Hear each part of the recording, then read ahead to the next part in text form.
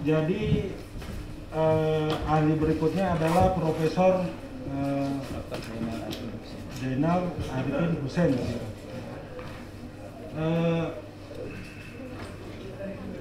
Beliau sudah menyampaikan keterangan tertulis dan tergugat juga sudah membaca pendapat tertulis dari ahli begitu. Barangkali lebih baik kita langsung ke pendalaman saja begitu. Barangkali ada hal-hal yang perlu dielaborasi dari pandangan ahli yang sudah disampaikan secara tertulis. Kami persilakan untuk penggugat. Baik, terima kasih Yang Mulia. Kepada saudara ahli, kami panggil Prof. Zainal sebagai ahli ya.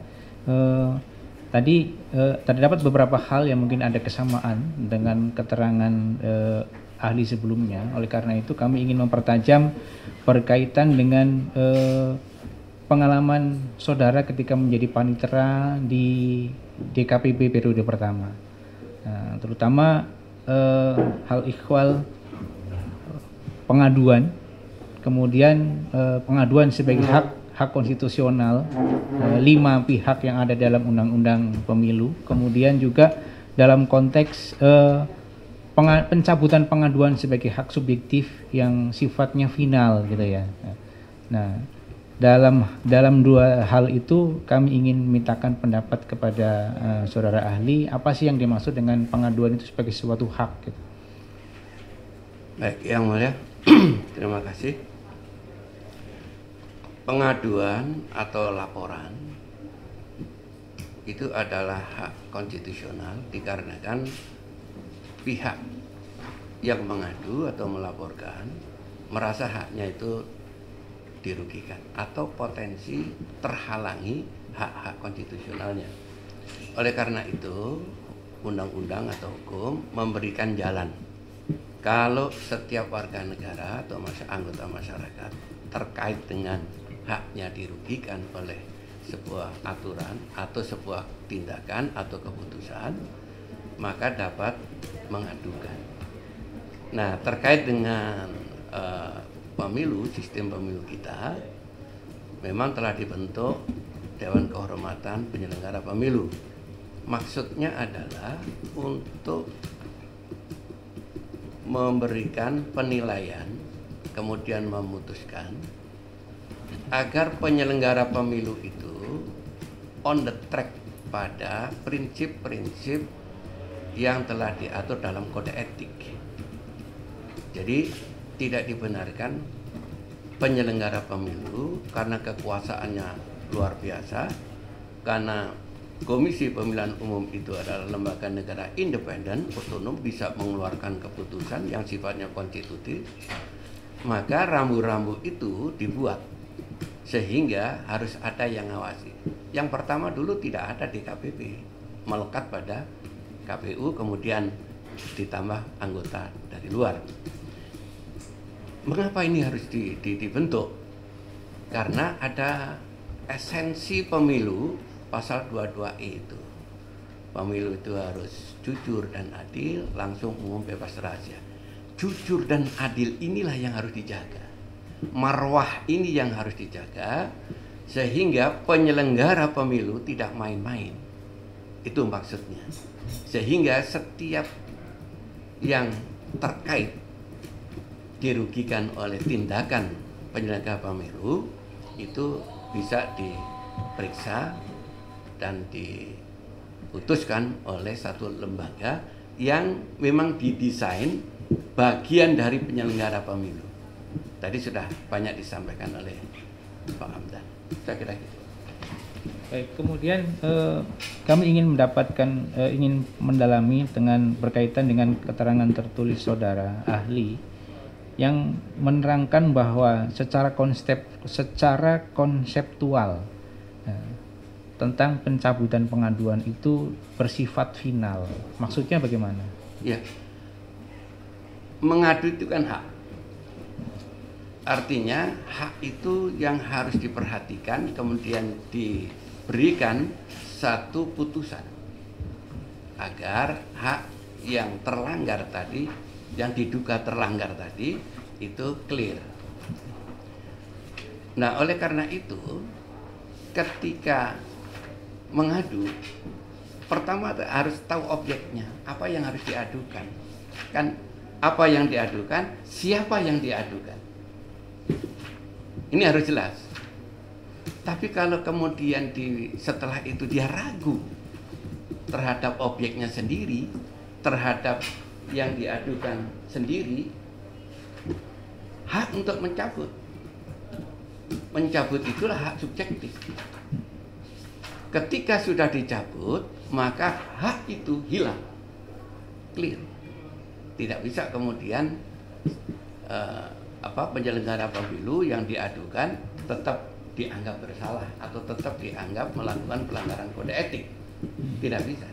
Itu sudah hilang sama sekali. Di pengadilan lain, pamannya di MK tadi sudah disampaikan, bahkan prakteknya MK itu selalu begitu dicabut pasti penetapan. Pasti penetapan. Di DKPP salah satu usuri juga begitu.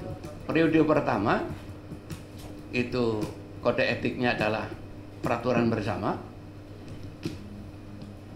DKPP bisa mengesampingkan pencabutan. Maksudnya apa ini mengesampingkan? Kan harus ada latar belakang. Saya memaknai itu opsional. DKPP tidak boleh menerapkan semena-mena pasal itu, ketentuan itu. Karena subjektifnya sudah hak subjektif si pengadu. Masih sesuatu subjeknya sudah hilang, objeknya sudah hilang, kok ini meneruskan? Kalau tidak ada alasan luar biasa, tidak boleh. Ada opsional. Kalau dalam teorinya bisa dimasukkan dalam konteks constitutional dictatorship. Jadi ada aturan yang kemudian karet, tidak kepastiannya itu tidak ini. Penilaian kemudian subjektif lembaga itu. Nah, ini yang dictatorshipnya itu di situ. Kalau itu sampai merugikan hak warga negara yang sudah mencabut, nah kemudian yang diperiksa siapa? Objeknya sudah gugur, yang diperiksa objeknya apa? Makanya dengan hak opsional itu atau aturan yang sifatnya opsional harus ada penjelasan ketika dia meneruskan. Minimal ketika pada putusan itu sebelum masuk pokok perkara. Pokok perkara itu harus ada penjelasan. Kalau tidak, wah ini pengadilan atau lembaga pemutus sesuatu ada main politik. Ini yang dikhawatirkan. Itulah constitutional dictatorship itu selalu kaitannya penguasa yang menggunakan aturan untuk kekuasaannya itu. Itu yang mulia. Baik, kemudian dalam konteks tadi yang saudara ahli sudah uraikan, itu langsung kami kaitkan dengan pasal 19 di peraturan DKPP nomor 3 2017. Itu memang ada satu norma yang mengatakan tidak terikat terhadap pengaduan. Nah, dalam perspektif ahli pengalaman ketika pertama kali menyusun peraturan DKPP itu selaku panitera di sana, apakah ada politik hukum yang dibangun, mengapa ada kewenangan tidak terikat tersebut gitu? Ya memang waktu itu perdebatannya agak panjang. Ada kekhawatiran di komisioner itu DKPP. Jangan-jangan pencabutan itu ada semacam kontrak politik. Itu yang dikhawatirkan. Karena apa? Pengaduan ini kan kaitannya politik. Pemilu itu kaitannya politik. Ada nggak semacam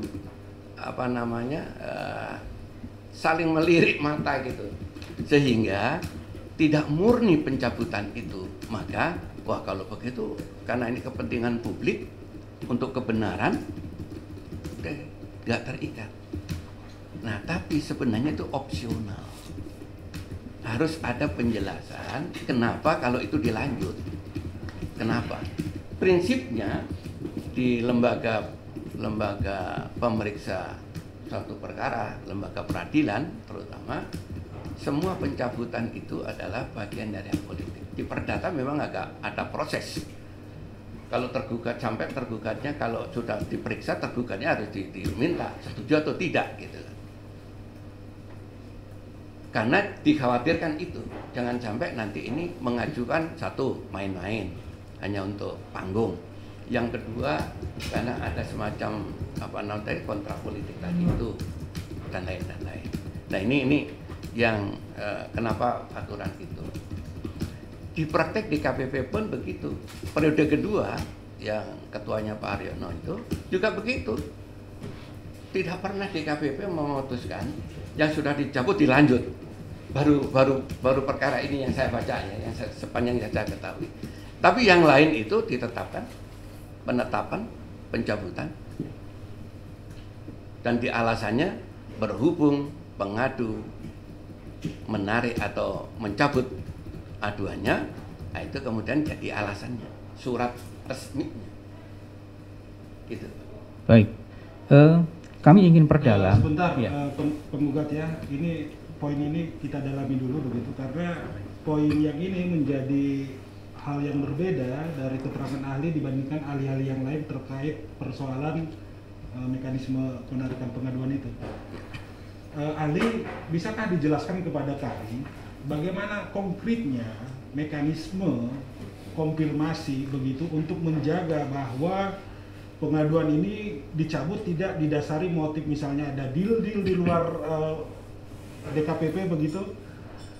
Konkretnya seperti apa menurut pandangan ahli? Tadi ya. Ahli menyampaikan bisa dijelaskan di putusan apakah ada mekanisme lain yang bisa idealnya dilakukan oleh DKPP begitu. Baik, idealnya adalah ketika dalam persidangan perkaranya, kemudian pengadunya menyampaikan secara resmi dengan alasan-alasannya. Satu. Yang kedua, majelis harus menggali mengapa Anda mencabut, apa alasannya, ada nggak tekanannya. Dan itu pencabutannya udah bermaterai, artinya sebagai dokumen yang sah, sebagai alat bukti. Nah, harus didalami, bukan sekadar kemudian mencabut, ya cabut diterima, tidak, harus didalami. Kalau sudah masuk persidangan, saya pernah diperlihatkan di persidangan di KPP, ketua menanyakan ketika mengadu gimana, kemudian mencabut pengaduannya, itu jelas bertanya ketuanya, Pak Dr. Haryono, apakah pencabutan yang saudara lakukan itu menurut kemauan Anda sendiri atau ada tekanan? Tidak, kemauan saya sendiri. Ada yang tertulis, ada yang mulia disampaikan.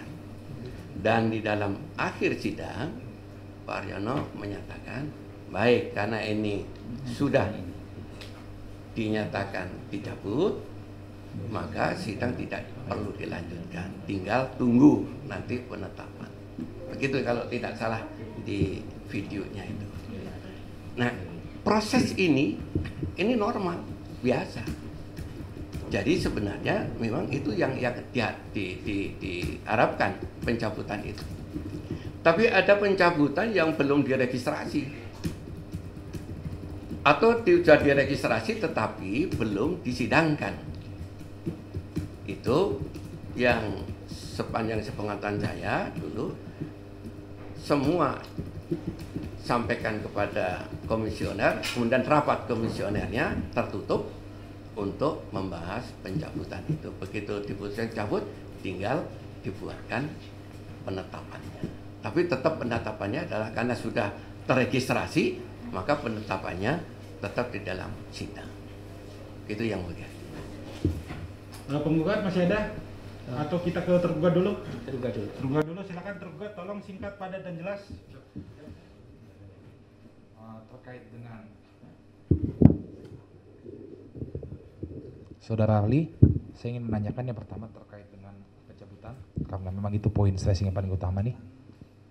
Tadi saudara ahli mengatakan kalau apakah hakim apakah majelis DKPP ingin melanjutkan atau tidak melanjutkan itu sifatnya opsional.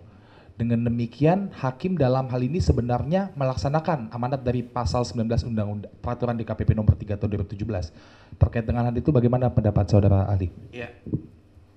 Sebenarnya itu bukan melaksanakan amanat. Ketentuan, mohon. Hanya mendasarkan. Mendasarkan ini beda. Kalau hanya mendasarkan boleh, tetapi ingat, saya berpendapat ketika melanjutkan, majelis harus memberikan alasan-alasan. Alasan-alasan. Baik itu filosofinya, baik itu yuridisnya, baik itu sosiologisnya. Untuk kepentingan siapa ini kalau dilanjutkan? Untuk kepentingan apa ini dilanjutkan? Gitu. Bahkan harus dinyatakan ini tidak ada kepentingan terkait dengan umpamanya ya orang tertentu dan lain. Karena apa? Pengadilan ada fairness, harus fairness, akuntabel, impartiality, harus itu yang harus dikedepankan. Jangan kemudian seperti balas dendam atau apa, itu enggak. Dalam posisi ini ahli mohon izin karena kami menanyakan dalam posisi sebagai kuasa presiden, makanya kami ingin mendalami sebenarnya terkait dengan pencabutan ini juga sebenarnya.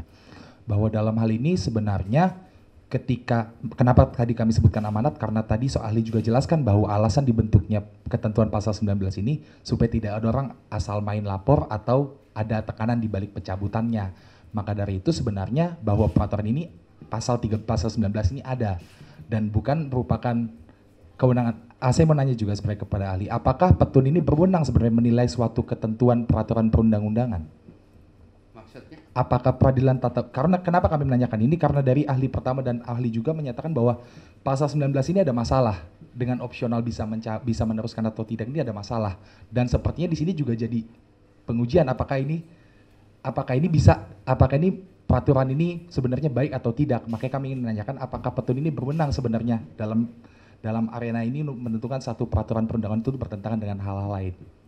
Ya, ini bukan pertanyaan itu, ya kaitannya itu sebenarnya judicial review. Siap. Ini bukan judicial review. Tetapi hakim itu diberikan kebebasan. Hakim itu diberikan kebebasan untuk mentafsir, gitu. Maka hakim kan bisa konteksnya menemukan atau menegakkan. Dengan demikian tafsir itu sebagai kelengkapan hakim, gitu. Jadi bukan menilai peraturan jelek atau tidak, bukan itu persoalannya. Apakah pengambilan keputusan nanti tepat atau tidak? Contoh umpamanya gini, presiden ini kan yang digugat keputusan presiden. Siap. Kenapa kok keputusan presiden bukan yang DKPP? Alasannya cuma satu. Putusan DKPP itu belum berakibat hukum. Hanya pernyataan. Akibat hukum putusan atau akibat hukum pemberhentian itu putusan presiden, keputusan presiden. Dan itu sudah memenuhi syarat dari Undang-Undang 30 2014 pasal 52. Siapa yang membuat keputusan adalah pejabat yang berwenang. Siapa yang berwenang? Presiden. Nggak boleh DKPP. DKPP hanya memeriksa apakah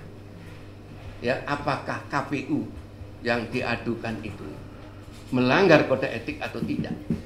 Kalau melanggar kode etik pada tataran langgaran yang di mana, gitu. Kadang-kadang kan putusan itu di undang-undang ada 3 putusan: peringatan, pemerintahan sementara, kemudian ada pemerintahan tetap. Tapi putusan kadang-kadang kan peringatan keras. Dari mana ada nomenklatur peringatan keras itu? Hanya peringatan, gitu Pak. Nah ini, tapi saya nggak mempersoalkan itu. Tapi putusan DKPP belum punya akibat hukum, baru pernyataan dia melanggar, gitu. Hanya melanggar, sanksinya melanggar 1 atau 2 atau 3, itu saja. Nah, yang punya akibat hukum itu adalah keputusan pejabat tun, dalam hal ini adalah presiden. Itu yang punya. Terkait dengan akibat hukum, sebenarnya kami mau nanya kepada ahli. Akibat hukum dalam hal tadi ahli nyatakan apa adalah terkait dengan teradu. Tapi akibat hukum bahwa harus ada keputusan presiden dalam waktu 7 hari itu juga merupakan akibat hukum sebenarnya. Jadi sebenarnya ketika ahli mengatakan kalau tidak ada akibat hukum dari DKPP itu sebenarnya juga jadi pertanyaan sebenarnya. Bukan. Maksud saya adalah putusan DKPP belum punya akibat hukum. Artinya KPU nggak bisa dipecat, berhenti gitu. Pemberhentiannya itu adalah harus keputusan presiden, ya kan? Betul. Betul. Nah, oleh karena itu keputusan presiden inilah yang sifatnya deklaratorik, tetapi masuk dalam eksekutifnya. Apa namanya? Yang bisa kaitannya dengan konstitutif. Jadi dia deklaratif karena presiden nggak bisa kemudian langsung memecat, tetapi kan ada proses tahapannya.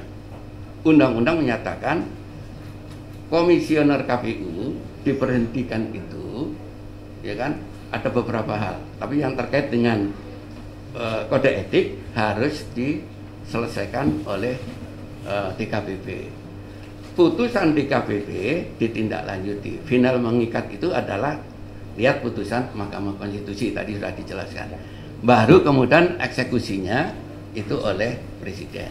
Nah, keputusan presiden itu adalah bagian tahap akhir untuk memberhentikan komisioner yang diangkat oleh presiden juga, kan gitu. Jadi kalau dalam teori contrario actus ya dikembalikan kepada itu. Persoalannya nanti ya apakah contrario actus boleh menafsir atau menilai putusan DKPP. Nah, itu nanti hakim lah yang punya kewenangan. Kami cukup yang mulia. Cukup. Baik, untuk catatan ya bagi tergugat, kita tidak mempersoalkan pasal 19 ya. Siap yang mulia. Peraturan DKPP itu. Kita di sini sedang mencoba merangkai semua titik-titik persoalan yang menjadi perdebatan para pihak dalam persoalan ini. Jadi masalah apakah dicabut pengaduan itu menjadi kewenangan DKPP atau tidak, itu bukan menjadi isu utama dalam persoalan ini. Yang menjadi isu utama dalam persoalan ini adalah legalitas pemberhentian salah satu komisioner KPU RI oleh Presiden RI. Itu ya. Siap. Dari majelis cukup ya? Ada? Saya ingin mendalami masalah pencabutan tadi ya. Pertama tadi bisa walaupun ada pencabutan, tetapi bisa dilanjutkan dengan alasan yang luar biasa, ya kan? Ali menyampaikan demikian ya. Saya ingin tahu alasan luar biasa yang dimaksud apa kira-kira? Apakah itu ada peraturan perundangan atau dalam penafsiran ahli seperti itu? Memang di peraturan perundang-undangan tidak ada yang mulia. Tetapi saya berpendirian tidak mungkin mencantumkan opsional itu kalau tidak ada alasannya. Cuma alasannya itu, nah ini mungkin kekurangannya, tidak dicantumkan di dalam peraturan perundang-undangan itu saja. Tetapi tidak mungkin secara logika hukum pun membuat opsi bisa melanjutkan tanpa ada alasan. Karena apa? Doktrin pencabutan itu opsinya di mana ini? Opsi dalam peraturan perundangan atau di mana?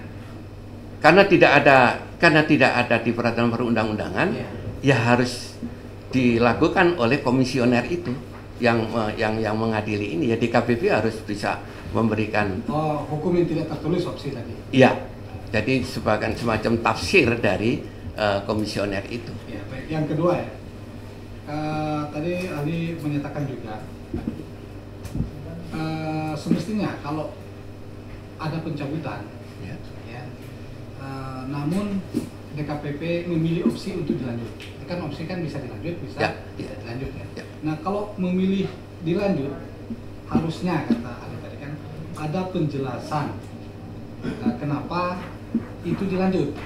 Nah penjelasan yang dimaksud masuk dalam putusan DKPP itu nantinya atau ada hukum acara tersendiri yang ada sesi untuk menyatakan atau penetapan dari DKPP untuk menyatakan penjelasan kenapa perkara itu dilanjut? Tidak perlu ini kan tidak ada penjelasannya nih. Betul, betul. Untuk kasus ini tidak ada penjelasan. Tadi ahli menyampaikan kalaupun dilanjut, ini kan kebiasaannya di beberapa kasus ketika itu dicabut maka secara otomatis dikeluarkanlah penetapan pencabutan. Nah kalau dilanjut semestinya kata ahli tadi memberikan penjelasan kenapa ini dilanjut. Ya. Nah penjelasan yang bagaimana menurut ahli yang dimaksud tadi? Ada 2 tahap yang mulia. Ya. Pertama ketika sidang kedua, setelah tadi kan yang pertama mencabut, Ya. sidang kedua ketika membuka, maka teradu harus clear. Loh kok saya masih teradu, sudah dicabut, maka majelis komisioner itu harus menjelaskan kenapa ini kami lanjutkan. Ini kalau dilanjutkan, maaf saya potong. Ya. Kalau dilanjutkan ini kami belum tahu persis hukum acara di sana ya. Ya. Ketika sidang DKPP, apakah terlapor dan teradu ya istilahnya? Ya. Pengadu dan teradu itu dihadapkan. Dihadapkan.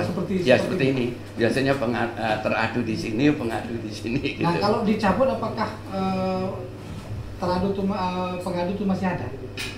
Waktu pencabutan, Eh, pengadunya ada karena menyampaikan langsung, Iya. teradunya juga ada.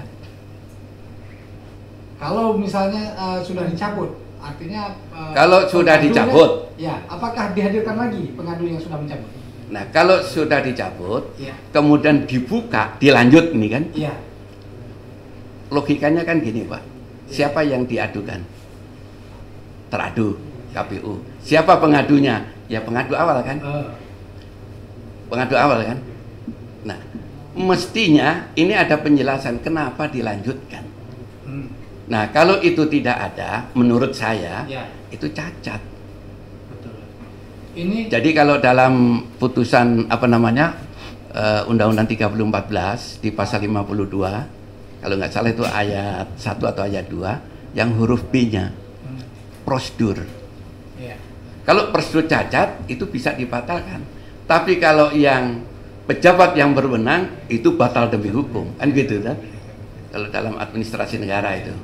Untuk case ini ahli tahu tidak proses jalannya sidang? Saya melihat, yang di DKPP yang di ya, DKPP. ya, saya melihat di di video, Di video ya. di video. Pada saat sidang dilanjut, apakah Oh, saya nggak lihat. pengadu masih tetap dihadirkan? Saya tidak lihat itu. Oh tidak. Ya, Tidak. tidak. Saya ingin konfirmasi ya, di sewaktu pemeriksaan persiapan penggugat mendalilkan ada kasus yang sudah dicabut tetap dilanjutkan, ada juga kasus yang sudah dicabut ya berhenti, dikeluarkan penetapan begitu. Kami majelis waktu itu meminta dibuat semacam indeks begitu, berapa perbandingannya begitu. Dan itu belum dibuat oleh penggugat, tapi kami sudah membaca semua puluhan penetapan dari DKPP itu. Dari hitung-hitungan kami ada sekitar 12 penetapan yang sudah keluar seperti itu. Kalau memang dicabut pengaduan itu, otomatis keluar penetapan. Tadi ahli mengatakan bahwa ini kasus pertama pengaduan yang sudah dicabut masih tetap lanjut. Kami ingin konfirmasi, apakah memang benar ini tidak ada pembanding lain kasus seperti ini begitu? Sepengetahuan saya yang mulia, begitu. Begitu ya.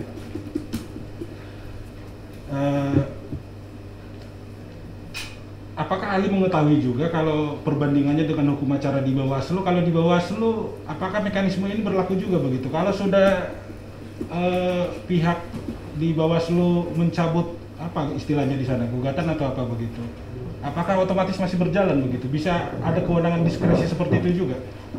Mohon maaf yang mulia, saya tidak mendalami itu. Tidak, ya. Tapi kalau di MK saya mendalami. Iya, Kak. Jadi penggugat ini nanti sangat terkait dengan keterangan apa yang disampaikan oleh Pak Harsanto ya. Pak Harsanto membuat ilustrasi DKPP ini bukan lembaga fact finding begitu, kewenangannya pasif begitu. Jadi dia tidak punya kewenangan untuk memutus kasus itu kalau sudah dicabut begitu. Berbeda halnya kalau dia lembaga seperti ombudsman. Ombudsman kalau pengaduan sudah dicabut pasti bisa tetap dijalankan karena ombudsman punya kewenangan investigatif berdasarkan Undang-Undang 25 2005 gitu. Jadi sesi ini rasanya cukup begitu ya. Karena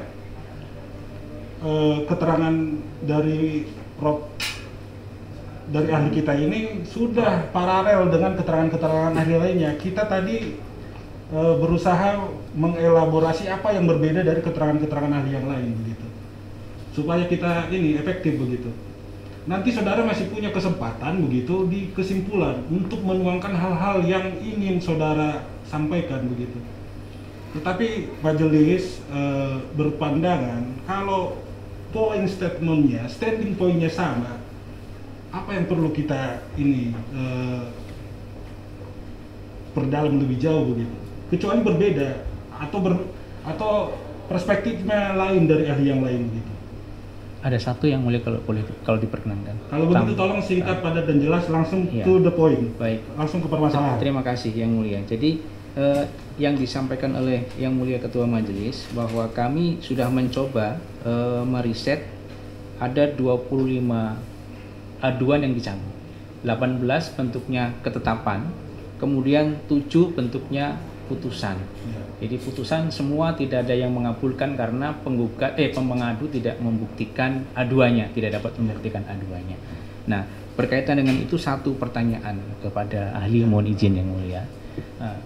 Di dalam hukum acara, apakah ketika pengadu menyampaikan aduan yang dibebani beban pembuktian, itu majelis pemeriksa itu pasif atau seperti Badan Peradilan Tata Usaha Negara, hakim bisa aktif membuktikan, meminta kepada para pihak.